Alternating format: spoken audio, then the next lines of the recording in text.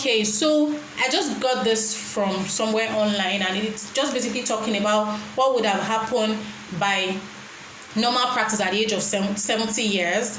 You would have spent a good number of years doing different things. So this is to say that you don't have much time to work as much as you think. You don't have much time to set goals, to accomplish those dreams, those desires, those plans that you have in mind as much as you think. For instance, you're planning to graduate with a first class. If that's your goal, you don't have all the time. Thank God the university system is such that there's even a stipulated time for you to go through school. So in that scenario, it means that you have to do what you have to do now. You have to do it within the period that is allotted to it. Same thing for the person in secondary school. Whatever it is your goal is, maybe the goal for you is to graduate with distinction all through. It means then that you have a limited time to work on your goals. For those that are working, I'm sure you have goals in different areas. You do not have all the time in the world to set your goals. All right, so I'm sure by now that we would have experienced maybe at one time or the other a time when you set an unrealistic goal.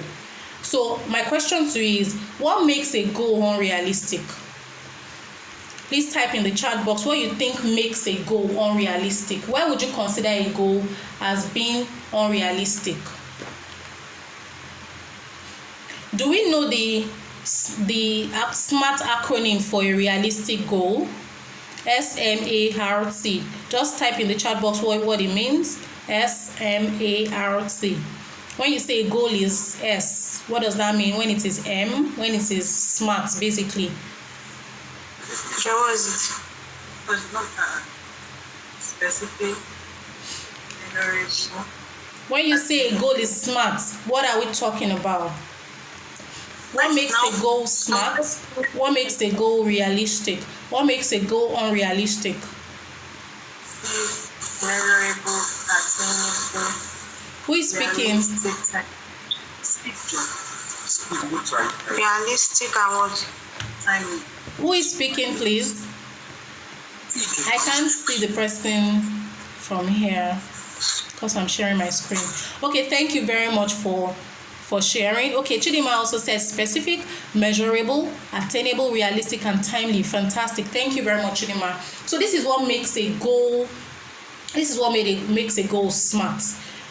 Recently, I got promoted. I thank God for the phenomenal growth in my career. And the truth of the matter is, this journey started as far back as when I became deliberate about the goal. I knew that in 2018, actually, I got tired of my previous role because I just wanted more challenge. I knew that I'd gained mastery of the current role, and I wanted more challenge. I wanted something big, a bigger responsibility. And at that point, I set that goal that I wanted to get promoted on time. Though I always put it every year, and then eventually it happened in 2020. 2 years after, 2 years, it took 2 years. However, does it mean that it was not realistic in 2018? Maybe not. But I can tell you that within the space of 2 years, there are things that I've learned, right, that I didn't know back then, that is currently helping me on the role. And the truth is, even before, aside from the 2 years that has helped me in preparing for the role, I'm sure that there were a lot of things I also learned before then that added up to the learnings and the success I had during the interview. So what am I saying? For your goals, you have to be very specific. You have to be very specific. What do I want to achieve? What do I want to achieve? How long will it take? Am I planning to, for instance, make a first class in maybe if you're in 300 level, or the first class I want to make is when I'm in 400 level? Is your goal, for instance, to get married at age 27? Is that goal attainable? Is it realistic? Is it timely? So ask yourself those questions. Is your goal, for instance, you want to make $1 million? Then what have you made this year? Where are you at the moment? So those are questions that you need to really ask yourself when you are setting goals. So your goal must be specific. It must speak to a particular aspect of your life. along the presentation, I will show you some areas that you can consider. It must be measurable. How much of this do I want to achieve? How big, how small, how much of it do I want to achieve? And then it must be something that is realistic. For instance, you want to set a goal to wake up 6 a.m. every day, and you're someone that wakes up ordinarily 9 a.m. Is that realistic?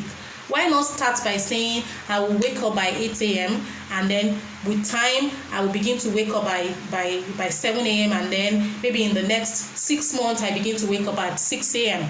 So your goal must be attainable. It must be attainable. For instance, you want to have A1 in chemistry. Is that realistic for you? In the sense that, do you think you are capable to have A1 in chemistry? Do you think you are capable, if you're in the university, to have A1 in a particular, to have distinction in a particular course? Right? So it has to be realistic. And being realistic also talks to, do you have all the resources needed to accomplish that goal? So these are some critical thinking questions that you need to ask yourself when you want to set goals. It must be time bound. A goal without a timeline is not a goal. It's not a goal. So it must always be time bound. So the next thing I want to talk about is aspirational goals. While I was designing this slide, I saw a particular picture of an Asian girl that wore a police uniform, and I liked it, but I decided to pick this. I liked it because when we say aspirational goals, we are saying this goal, we are describing a type of goal that is in the future. Like I said, an Asian young girl wearing a police uniform. Definitely we don't have children police, right? So policemen are adults. So your goals too, you must set goals that are aspirational. What you want to become in the future.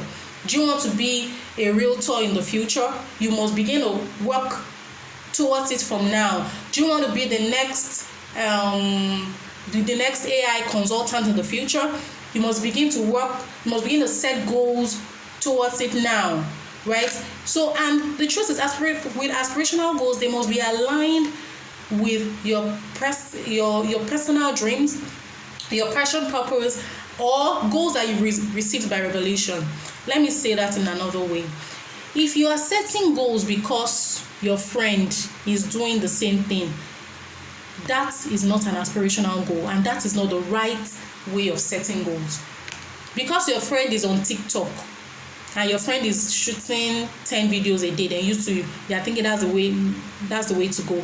Because your friend is releasing YouTube videos every day, then you don't even have a reason for it, but because that's the in thing, you are deceiving yourself. So the right goals are goals that speak to you personally. They speak to your core of existence. They speak to your purpose. These goals speak to your passion. These are type of goals that are revealed to you as a child of God. And we must always allow the Holy Spirit to lead us when we are setting goals. If you do not set goals that you are at peace with, you will struggle. And these goals will not find expression. So in setting your goals, probably you want to be the next celebrity, maybe the next fashion icon. Whatever your goal might be, these goals must align with your core values. You must be able to find yourself. You must believe in these goals. I hope we are together. If you understand, type 2021 in the chat box. Let me be sure we are together. Type 2021 in the chat box if we are still together. Okay, I know Nimi is here. Our others are asleep. Chidima, thank you. Alex, thank you. Alex type 2021 in the chat box. Okay, nice one. All right, guys, so let's move on. We are here. Great. Thank you. Alex wants to get All right. So I hope we are clear. If you understand so far what it means to set clear goals, I mean smart goals and aspirational goals, please type yes. Let me know we are on the same page. So the next thing I want us to discuss now is the principle of stretching. And my question to you is, why do we like our comfort zone? Thank you. I can see your responses. Thank you, guys. Why do we like our comfort zone? Why? Our comfort zone is that place that we are used to. Are those things that we find very easy. You don't even need to think. Typing a mail, you are done. You are not thinking about it. However, when it comes to designing slides, that one will take more deep work, more thinking. That's not a comfort zone. But comfort zone is that thing you find very easy. Coordinating a Zoom meeting for those that are working, you find that very easy to do. You find it very easy to study for a particular course. Probably you find it very easy to do a 1 hour praying every day for those that have spiritual goals. You find some things as comfort zone. So my question to us is, why do we like our comfort zone? Why? As human beings, we like comfort.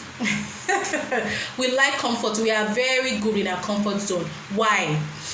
Can I hear your responses, please? Why do we love our comfort zone?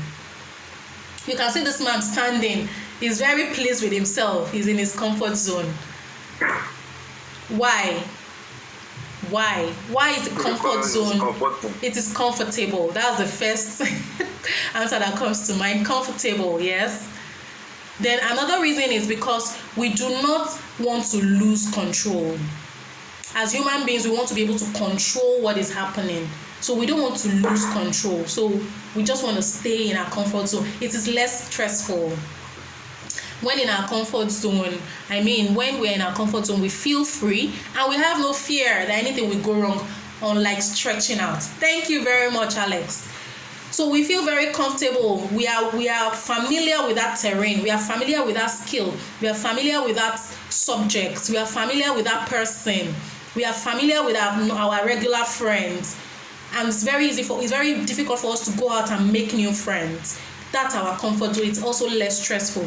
Thank you very much, Olukayode. Right? However, the stretch zone is not like that. In the stretch zone, you will feel stretched. You will feel uncomfortable in the stretch zone. The way you will know you are learning, the way you will know you are growing is when you begin to feel uncomfortable. So next time you feel uncomfortable, embrace it. Embrace it. Public speaking used to make me feel very uncomfortable, but I began to embrace it, and I feel more comfortable talking to people. Right? That's because I'm normally an introvert. Right? So it's not normal for you to find me talking every time. I would rather want to stay in my space, but I go out of my way to do that because it represents stretch for me. For you, it might be a particular subject that you find very easy. For someone that has interest in fashion, probably you're already learning fashion designing, probably it's a particular style that you're very comfortable with. So my next question to you is, what does 2 steps out of your comfort zone represent? Choose a particular aspect of your life and describe what 2 steps out of that comfort zone represent. I hope the question is clear. So hi, is someone saying something? Okay, so in this slide, the green zone is our comfort zone. So describe what it represents in terms of your goals. Whatever goal it is, maybe you could just type the goal and then what 2 steps out of your comfort zone represents. So the panic zone is actually like 10 steps out of your comfort zone. 10 steps out of you will get really panicky. For someone that is primarily an introvert, for instance, if you are asked to talk in front of a lot of people, a large crowd, for me that's a panic zone. I will have to talk to myself, calm myself down before I'm able to do that. Right? That's a panic zone for me. And if I want to grow, for instance, in public speaking, I must always embrace my fear. So same thing for you as a young adult. For you to become that great professional, to become that great entrepreneur that you want to be, you must take steps outside your comfort zone. And it is okay to be uncomfortable. That's the point I'm trying to make. It is okay to be uncomfortable. If, for instance, you want to learn a skill, maybe you want to learn graphics design, and then your tutor gives you a task to do and you find yourself fumbling. It's okay to fumble. It's okay to make mistakes. It's okay to go out, to be uncomfortable. That's actually when you are learning. That's when you are really learning, right? So that's the point I wanted to make with this slide. So when next you feel, when you're afraid, it's okay to be afraid. That's what you tell yourself. I want you to type in the chat box, it's okay for me to be afraid. It's okay for me to be afraid. Please put it there. It's okay to be uncomfortable. Type in the chat box. It's okay to be uncomfortable. Then your goal should always be to be in your stretch zone. Ask yourself at every point in time, am I stretching? Am I learning? Am I becoming? If you are doing all those things, you are fine. It's okay to be uncomfortable. Thank you for the responses. Now we'll move on to goal setting and mindset. I have to move fast now. Now, I know I said I was going to tell you the major goal setting areas, and these are actually, I've been able to group this to help our understanding. So these are areas where you can consider setting a goal. You should have a spiritual goal. And your goal, remember we said, please mute your mic. Remember we said, why you beating yourself? Remember we said that, please can you mute your mic, please? Can you mute your mic? Remember we said that for every goal, it has to be smart. So when you are setting a spiritual goal, for instance, this year, I want to hear more from God. It means that I'll have to be deliberate in my relationship with God. I have to be intimate. I have to be like best buddies with God. It means I have to deliberately interact with God. How do I interact with God? Through God's word and through prayer and through communication. As I'm talking to you, I can also be talking to God that way, right? So that goal for me is before the end of 2021, I want to have encounters with God. I want to hear from God. And how do I hear from God? That means I have to be closer to His word. It means that I must read God's word regularly. It means that I must pray regularly. So that's a spiritual goal. So your goal must be smart. It must be specific, measurable, attainable, realistic, and time-bound. So you can also set goals in your relationships, relationship with friends and families and social interaction, right? You can set such goals as well. You can set academic goals. You can set personal dreams, purpose, or value to other, or in your leadership, in your influence. What are the things that God has laid on your heart that you want to achieve this year? You should have a goal in that area. In your finances, you are not too young. I hope you are not thinking you are young. You guys are even too old if you ask me. You are not too young to start achieving great goals. There is this young 17-year-old that I follow on Instagram, Madix Caleb. I'm always talking about him. The guy he inspires me. I just think, how can a young guy like this be achieving so much? That's because of the environment he's found himself, and he's been able to set goals and work on his goals to smash them. He understands the principle. He knows that God has called him to a life of influence. He knows that God has called him to be fruitful and multiply, and he's going all out to do that. I'm sure you will have people, some role models that you have that are very young also. You see this Amada Gorman, what's her name? The poet also. That's also another story that I find so inspiring. At age 22, she has already attained global relevance. I'm not saying it's about how big it is. However, God also wants you to do great, big things. Don't limit yourself. He also wants you to do big things. So you are not too young to start achieving great goals. Your finances. Who says you cannot start investing? Who says you cannot start investing in real estate at age 20? Who says? Who says you cannot start investing in properties at age 22? You are not too young. It's about having clarity. Is this goal in line with my passion? Is it in line with God's plans for me? Is it in line with my values? Is it going to add value to other people?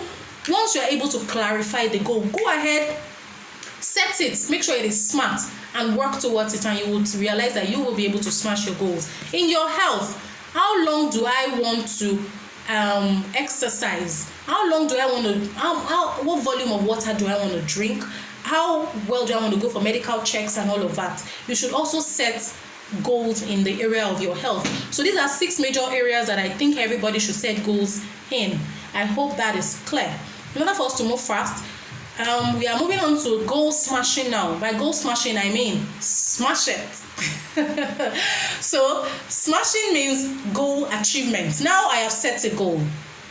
My goal is that at the end of 2021, I would have grown my business, my online business, from a customer base of 100 clients to 400 clients by the end of 2021. Then how do I want to achieve it? That's the goal smashing. I told you as a teenager, I struggled a lot with goal smashing because I didn't know how. So guys, I'm about to introduce you to the secret of goal achievement. The secret of goal smashing is not so much about setting the goals. You might set the goals, put it on your wall, write it out, and yet the goal remains unachieved. So how do you smash your goals? There's a popular quote I like to say, which is that the goal is not the goal, you are the goal. It's the goal, it's about you. It's about you. You have a role to play in goal smashing, right? So what are some of the wrong mindsets that actually prevents us from smashing our goals? So I've asked a question here. Which of these do you practice? So I've listed some of the responses you give actually aligned with what I have on the screen. Past failures, because you have failed before. Just like my story, because last year I did not achieve my goal, so this year no goals. I'm not even going to stress myself. What's goal setting? Last year, did I do anything? Holy Spirit will flow this year. I'm not doing anything. That's if you really check, it's not because of anything other than past failure. Is it past failure? Is it fear? Is it because you are afraid? You're afraid of not achieving that goal, and you are thinking, if I don't achieve that goal, I will feel like a failure, right? So answer my question, please. Which of these goals do you find? Okay, so the link will likely go off again. Please just join back using the same link. Thank you. All right, so is it fear? Is it chance? Some of us think that what will be will be. So I don't need to set goals.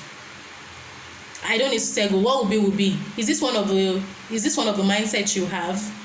Another mindset is, I don't want to stress myself. Lazy zone. That's another mindset. My parents are rich.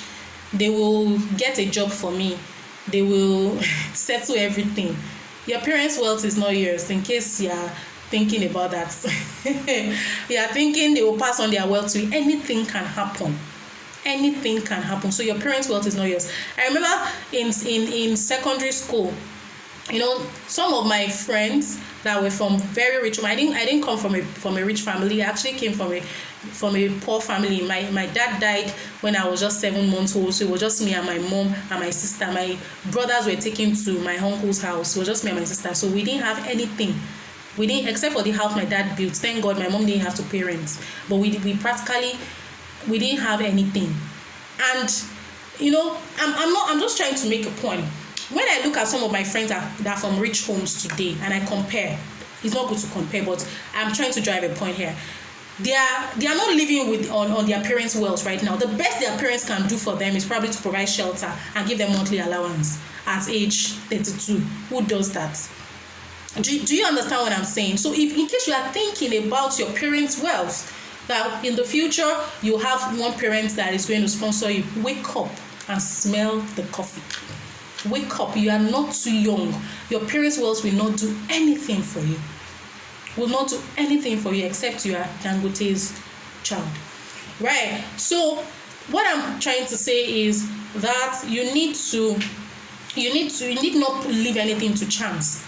You are setting yourself up for failure if you do not set goals. Then if you have that mindset of you want to be absolutely sure about this goal, I want to be 100% sure, there is nothing like that. COVID-19 has taught us to embrace uncertainty. Who knew last year there was going to be COVID-19? But do you know how many achievements, how much money passed exchanged hands in 2020? billions of dollars, right? People achieved a lot of things despite the pandemic.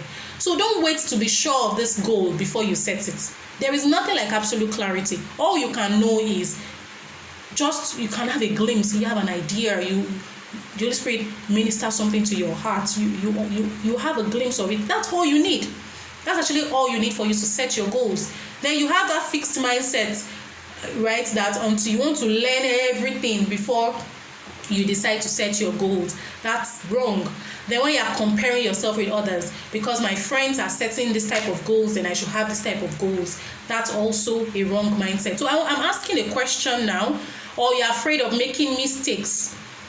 You're afraid of making mistakes like me. I have this perfectionist tendencies too. I want everything to be spark and clean. Though I think my tendency is better than some people that I know. Right? But I've come to learn that mistakes it's okay to make mistakes. It's okay to be uncomfortable. It's okay to be imperfect. So for me, I could say I've had to go through all of these wrong mindsets. I've been afraid of past failures. I've been very fearful. I've left things to chance. I've been in the lazy zone. I've been trying to look for absolute clarity. I've had fixed mindsets. I've compared myself numerously with others. I've had fear of making mistakes. I've gone through all of them. So I want to know which of these speaks to you really. Which of this wrong mindset speaks to you? Fear of mistakes. Thank you, Chidima, for your honesty.